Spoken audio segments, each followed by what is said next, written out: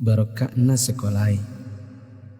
Ada yang bertanya sama saya ketika saya berbicara di suatu majelis. Mengapa sekarang ini sepertinya sekolah kehilangan kesaktian untuk membentuk hati anak-anak kita? Ini pertanyaan dan bukan pernyataan saya. Saya hanya mampu menjawab begini. Dulu orang tidak sekolah setinggi sekarang ini. Bahkan di kampung tak ada yang hebat berteori pendidikan sedahsyat hari ini. Bisa dibilang teori pendidikan sekarang mungkin sudah menyentuh langit ketujuh. Tapi sebenarnya ada yang hilang, yang disebut dengan keberkahan. Keberkahan bukan buatan manusia, melainkan pemasena puange rahmat Allah. Bukan sekolah yang membuat orang sukses, tetapi Allah lah yang berada di balik semua kesuksesan manusia dalam usahanya. Maksudnya, secara khusus saya mengajak Anda yang berusia 40 tahun ke atas untuk menengok sejenak ke belakang. Balik ki. Ingat waktu kita sekolah di SD, yang nafas tak baru setengah-setengah, kita sudah disuruh ke sawah, membantu guru matanik menanam padi, membantu guru mencari kayu bakar di dare, di kebun, mengambil air untuk dipakai guru di rumahnya, disimpan di gumbang. Teori praksis pendidikan saat ini akan berkata bahwa ini tak ada hubungannya dengan kurikulum dan media pendidikan dan lain-lain. Kita disuruh mengerjakan pekerjaan oleh guru yang seakan tiada hubungannya dengan akademik. Bukan itu saja, bahkan mungkin kita pernah menjaga jualan guru. Tak hanya itu, kita kalau dipukul oleh guru hingga setengah hidup, atau masengo, mimisan, akibat pukulan mister kayu guru dan jangka pelingkar yang ujungnya runcing. Disinilah intinya.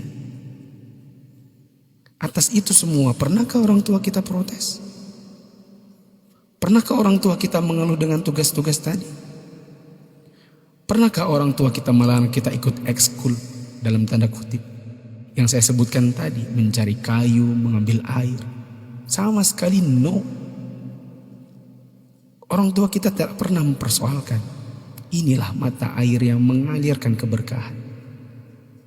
Atas kesabaran orang tua terhadap dunia persekolahan, Allah pun turun dengan tangannya.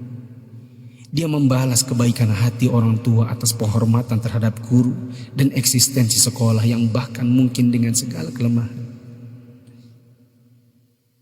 Tak perlu pakai teori pendidikan, sebab orang tua kita tak paham itu semua. Tapi teori dan kehendak Allah yang berlaku. Inilah yang disebut dengan barakah, keberkahan.